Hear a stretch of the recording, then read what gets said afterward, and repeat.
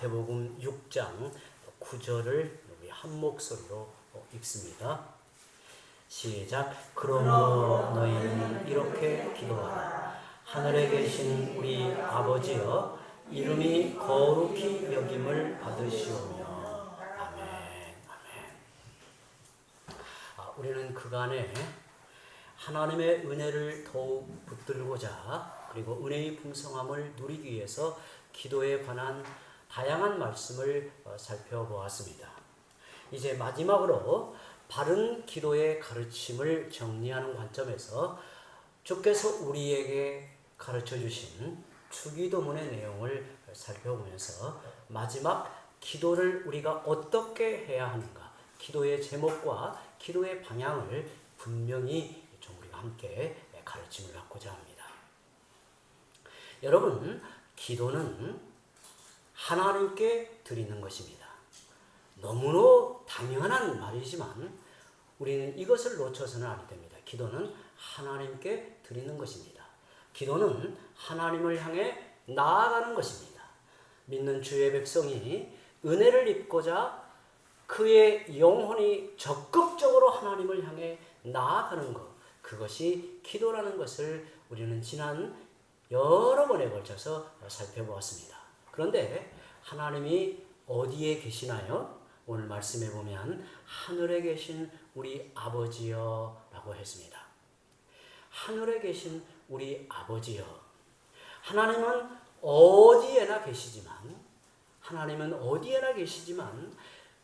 오늘 말씀에는 천상에 계신다, 하늘에 계신다, 이렇게 말합니다. 물론 여기에 하늘이라는 표현은 물리적 공간에 저 창공을 의미하지 않고 있다는 것을 우리는 잘 알고 있을 거라 생각합니다.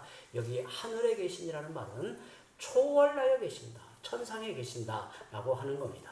그러면 하나님을 만나려면 어떻게 해야 할까요? 하늘에 계신 하나님을 향해 나아가야 합니다. 여기에서 하늘은 하나님의 초월성을 말하고 있지만 중요한 것은 우리 마음의 지향이, 우리 마음이 적극적으로 향하여 가는 천상을 향해 한다는 것을 말하고 있습니다. 즉 우리가 하나님께로 올라가야 하는 것을 말하고 있는 거예요. 그런데 우리는 어떤 문제를 두고 기도할 때 자꾸 하나님을 내 문제 속으로 끌어들이려고 합니다. 문제 속에서 하나님과 타협점을 찾으려 하고, 하나님을 때로는 설득하려 하고, 하나님께서 이 문제 속에서 소위 나를 도와달라는 거죠. 그런데 오늘 말씀에는 그 문제로부터 벗어나 하나님께로 나아가라고 하는 것을 말해요. 하나님을 내 문제 속으로 끌어들이는 것이 아니라 우리가 하나님의 임재 안으로 들어가라는 것을 말합니다. 제가 성도들에게 기도에 관하여 권면하거나 또 말씀을 나눌 때 종종 들려주는 이야기가 있습니다. 문제를 해결하기 위해서 문제 속으로 파고 들어가지 말고 그 문제를 객관적으로 바라보는 시각을 갖기 바랍니다 라는 거예요. 우리가 문제에 매달리다 보면 그 문제가 주관적인 우리의 이 감정이 되었던, 아니면 어떤 내 생각의 판단이 되었던 그 문제가 자꾸 커져 보인다는 거예요. 마치 돋보기로 문제를 들여다보는 것과 같이 문제가 점점 커져서 사실을 지나고 보면, 그 문제가 해결되고 보면 그렇게 큰 문제가 아니었음에도 불구하고 그 문제 속에서 소용돌이 칠 때 태산처럼 그 문제가 여겨진단 말이에요. 그러면 문제에 말려들어서 사실은 기도를 놓치기 쉽고 기도를 제대로 할 수가 없습니다. 그 문제 속에서 하나님의 뜻을 찾는 게 어려워요. 내 생각에 따라 그것을 요구하는 정도로 기도한단 말이에요. 그래서 기도가 사실은 내 중심에서 끝나고 말아요.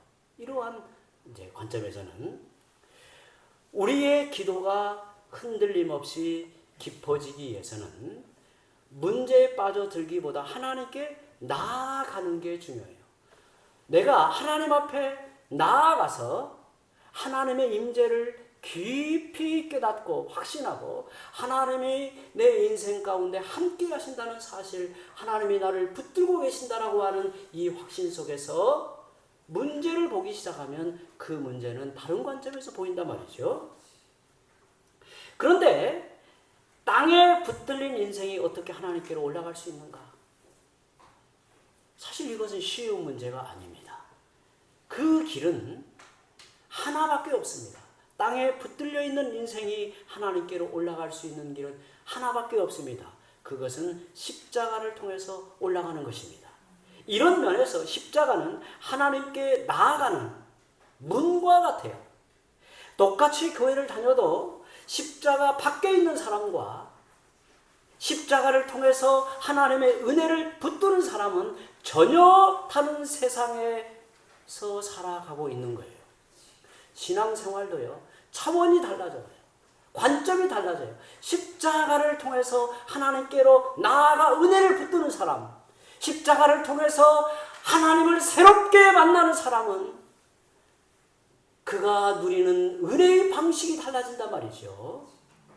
우리가 어떻게 십자가를 통해서 하나님의 은혜를 붙들게 됩니까? 좀 더 구체적으로 십자가를 통해서 하나님의 은혜를 붙드는 것이 뭘까요?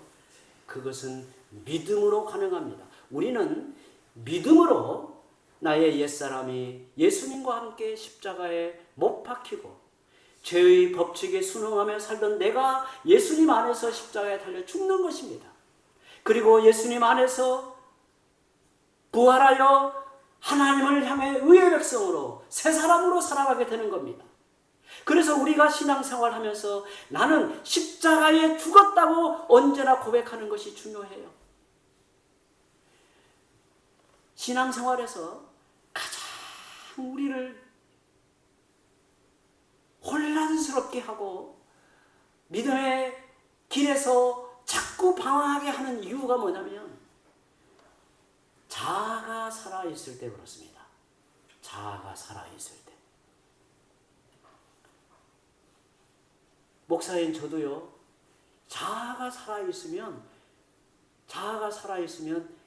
괜히 아무것도 아닌 것을 가지고 기분 나빠하고 자존심 상해하고 사실은 당연한 주의 이름에도 불구하고 내 마음에서 불편함이 일어난단 말이에요. 자아가 살아있으면 그래요. 여러분, 우리가 예수 그리스도를 믿고 우리의 옛사람이 그리스도와 함께 십자가에 못 박혀 죽고 그리스도 안에서 부활의 능력으로 새 사람이 되어 살아감에도 우리는 끊임없이 내가 누구인가를 살필 때는 십자가로 돌아가서 나를 돌아보는 게 중요해요. 십자가에 달려 내가 죽었다라는 사실, 이 분명한 선언, 이 고백이 우리 안에서 계속되어지고 확인되어지고 정말 우리가 하나님 앞에 믿음으로 나아가는 실체가 없이는 이게 어렵단 말이죠. 우리가 십자가에 못 박혀 죽었다고 믿고 고백할 때 우리는 십자가를 통해서 하나님께로 실제로 나아가게 되는 겁니다. 예를 들어 어떤 문제로 화가 나 있고 걱정이 됩니다. 그때 믿음으로 먼저 할 일은 주님, 저는 예수님과 함께 십자가에 못 박혀 죽었습니다. 어찌 보면 아무것도 아닌 것 같지만 저의 고백으로 보자면, 제 경험으로 보자면 아무것도 아닌 것 같지만 이게 매우 중요하더라고요. 문제 앞에서 걱정과 마음의 분노가 일어날 때 주님, 저는 예수님과 함께 십자가에 못 박혀 죽었습니다. 내가 이제 하나님 앞에 사는 인생은 그리스도 안에서 거듭난 내 안에 주께서 살아계심으로 믿음으로 주를 붙들고 사는 것입니다. 라는 이 믿음의 고백이 분명하여지고 반복되어질 때 그는 하나님의 은혜의 보좌 앞에 담대히 나아가게 되는 것입니다. 그리하면 주님의 마음으로 주님의 관점에서 문제를 바라볼 수 있게 됩니다. 이것이 주님이 가르쳐 주신 주기도문의 첫 번째 중요한 가르침입니다. 사실은 이게 가장 중요해요. 하늘에 계신 우리 아버지라고 하나님을 향해 나가는 게 가장 중요하단 말이에요. 여러분, 우리가 하나님의 이름을 부르면서 문제로부터 벗어나 하나님께로 나아가면 어떤 일이 일어날까요? 하나님의 이름이 거룩히 여김을 받습니다. 하나님의 이름이 거룩히 여김을 받아요. 이것이 무엇을 의미할까요? 이름은 단순히 호칭을 넘어서 그의 존재를 의미합니다. 성경에서 이름은 단순히 그를 부르는 호칭을 넘어서 그의 존재를 의미합니다. 이름에는 그의 인생이, 그의 전인격이 담겨져 있습니다. 달리 말하면 그의 존재를 말해주는 것이 이름이라고 할 수 있지요. 사실 이름은 자기 인생의 가치를 드러내기도 합니다. 이름은 단 3글자밖에 되지 않지만 그가 살아온 인생, 그의 모든 활동, 그에 관한 모든 것이 따라옵니다. 즉 이름은 그의 존재를 그대로 표현한 상징이라 할 수 있죠. 우리는 내가 의도하든 의도하지 않든 내 이름의 가치가 내 지나온 삶을 통해서 더욱 분명해져요. 이름을 떠올리면 그가 누구인가 우리는 생각하게 돼요. 우리가 하나님 앞에 어떻게 설까요? 그분의 이름을 부르며 나아가는 것입니다. 그분의 이름을 부르며 나아가는 거예요. 우리가 하나님 앞에 나아가려면 하나님의 이름을 불러야 합니다. 하나님의 존재와 그의 이름은 나뉘어질 수 없습니다.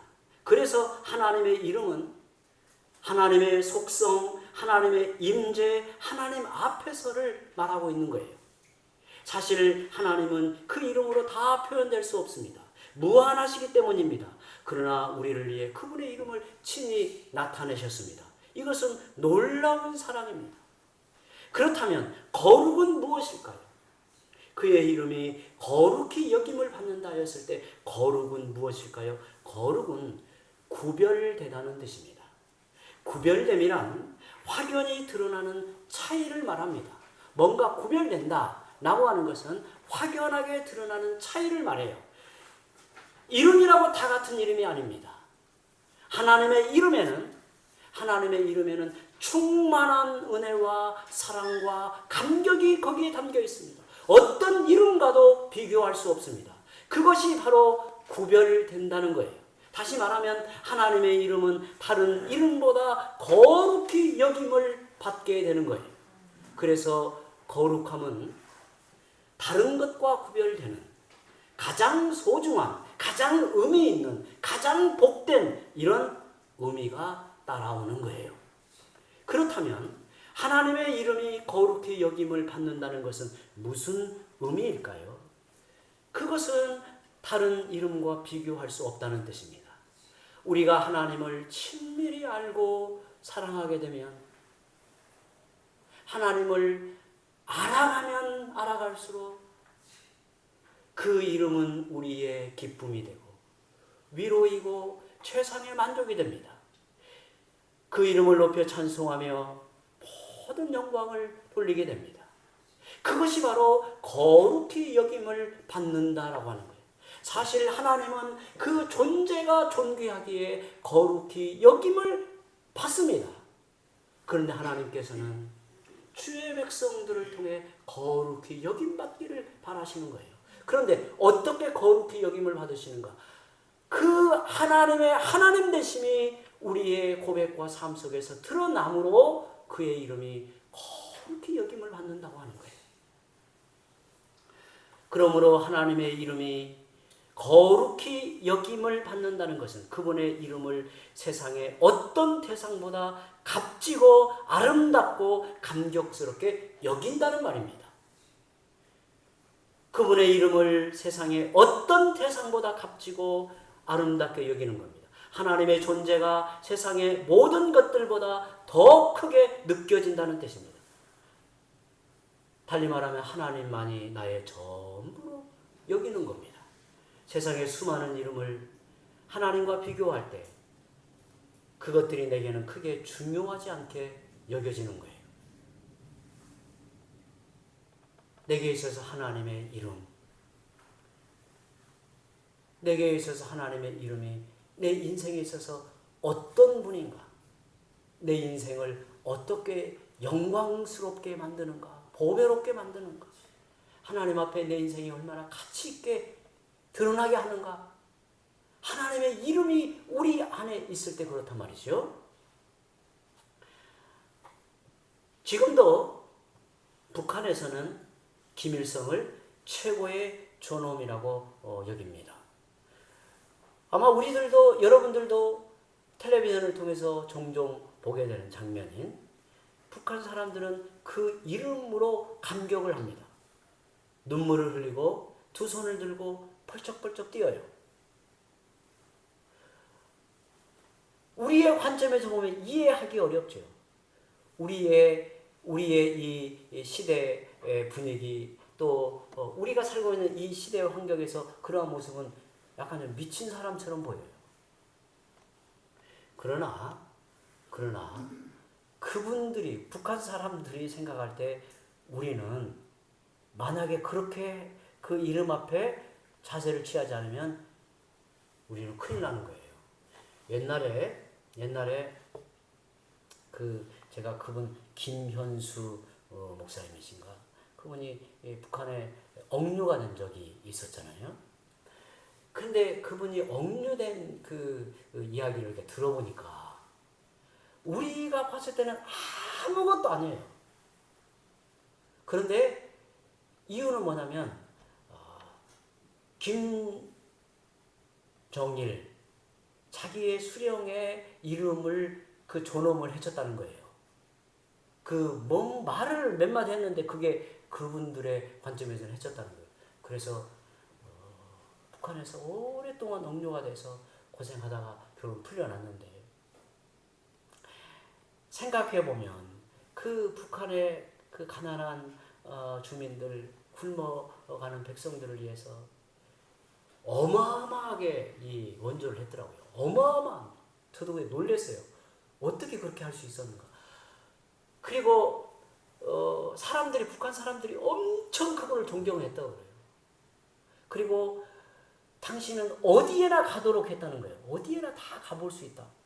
그런데 그거 하나로 체포가 됐는데, 처음에는 사형거든요. 사형. 자기도 너무 놀랬다는 거예요. 이해가 되지 않았다는 거예요. 이제 재판을 받는 과정에서. 그런데 북한 사람들의 의식에서는 이게 너무나 당연하게 여겨지는 거예요. 여러분, 그 이름에 합당한 반응과 존경을 보이지 않았다는 것 때문에 그들은 그렇게 그 사람이 어떤 일을 했던, 그가 자기 나라를 위해서 어떤 수고를 하였던 그것은 아무것도 않게끔 여기는 거예요. 여러분, 나와 하나님과의 관계를 보여주는 게 바로 그 이름에 대한 나의 반응이에요. 하나님의 이름에 대한 우리의 의식이에요. 하나님의 이름에 감동이 있고 감격하는가? 사랑하는 연인의 이름을 생각하면 미소가 지어지면서 하나님의 이름을 듣고 아무런 반응이 없다면 이는 하나님과 나의 관계가 무덤덤하다. 하나님의 이름이 모욕을 당하고 하나님의 이름이 욕되어도 별 마음의 분노가 일어나지 않고, 또 하나님의 이름을 농담 삼아서 웃음의 말도 하고, 이러한 것은 사실 이 성경의 가르침의 관점에서 보면 참 있을 수 없는 일이라고 말씀하고 있는 거예요. 하나님의 이름을 부를 때 하늘에 계신 우리 아버지여 라고 그분의 이름을 부를 때 그분의 임재와 동행하심이 느껴집니까? 하나님에게 가까이 느껴집니까? 사실 주님이 우리에게 이 기도를 가르치시면서 하늘에 계신 우리 아버지여 라고 하는 이 아버지를 부르는 이 말은 오늘 우리에게는 너무나 놀라운 말씀이에요. 너무나 놀라운 말씀. 하늘에 계신 우리 아버지여 라는 말이 사실 이 말씀을 신학적으로 분석하든 그 내용을 깊이 이해하든 정말 수많은 설명이 필요해요. 우리가 다 그것을 헤아려 보지 않아도 이 말이 얼마나 우리에게 중요한 기도의 시작인가를 말하고 있는 하늘에 계신 우리 아버지여 라는 이 말. 여러분, 하나님께 큰 비중을 두십시오. 다른 것에 비할 때 하나님께 자기 마음을 더욱 기울이는 것이 중요합니다. 하나님께 내 마음의 일부만 드리는 것은 옳지 않습니다. 그것은 진정 하나님을 구별하는 게 아니에요.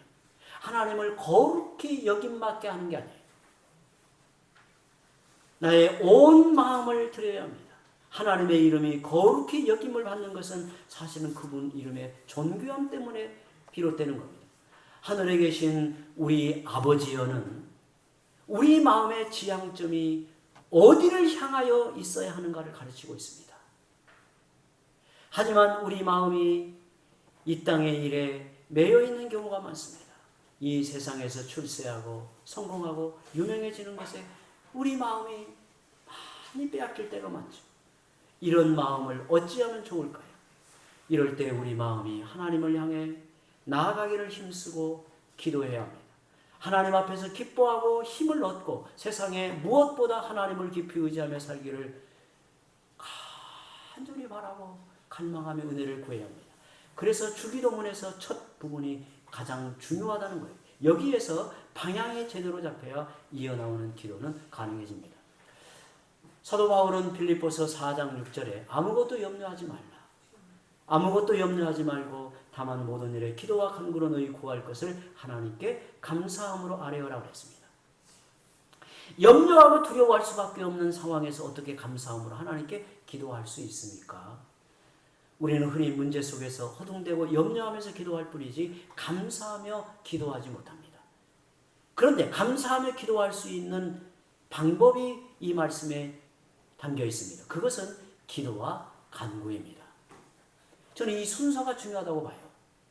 기도는 하나님을 바라보는 것입니다. 하나님을 향해 나아가는 것입니다. 간구는 내가 바라보는 것을 내가 바라는 것을 적극적으로 구하는 것입니다. 먼저 우리 마음이 하나님을 향해 나아감이 중요해요. 하나님 앞에서 그 문제를 바라보는 것이 중요해요. 그리할 때 문제를 제대로 보고 낙심하지 않습니다. 그러지 않고 문제에 빠져들면 그 문제로 자기 마음이 흔들리고 자기 식대로 기도하고 대처하게 됩니다. 그러다 보면 감사하며 기도할 수 없습니다. 불안하고 원망하고 염려하면서 기도하게 됩니다. 그래서 먼저 하나님을 바라보는 것이 중요해요. 그 안에서 문제를 바라볼 때 감사함으로 기도할 수 있습니다. 이제 말씀을 맺습니다. 먼저 내가 당면한 문제, 내가 처한 상황에서 벗어나 내 마음을 하나님께 올려드리고 하나님을 바라보십시오. 여러분들이 기도하는 자리에서 기도를 시작할 때 여러분의 마음이 때로는 복잡하고 혼란스럽고 염려와 걱정이 있을 때 그것을 내려놓고 여러분의 마음을 하나님을 향하도록 나아가 올려드리는 것, 거기에서 진정한 기도가 시작되고 하나님의 은혜의 역사가 나타납니다. 십자가를 통해서 하늘에 계신 하나님께 나아가시기를 바랍니다. 하늘에 계신 우리 아버지 앞에 나아가시기를 바랍니다. 그리고 하나님으로 인해 감격하고 충만해지십시오. 여기서부터 모든 문제는 풀어지게 되는 겁니다. 그 은혜가 우리 안에서 가득하기를 바랍니다. 우리 함께 이 시간에 기도합니다.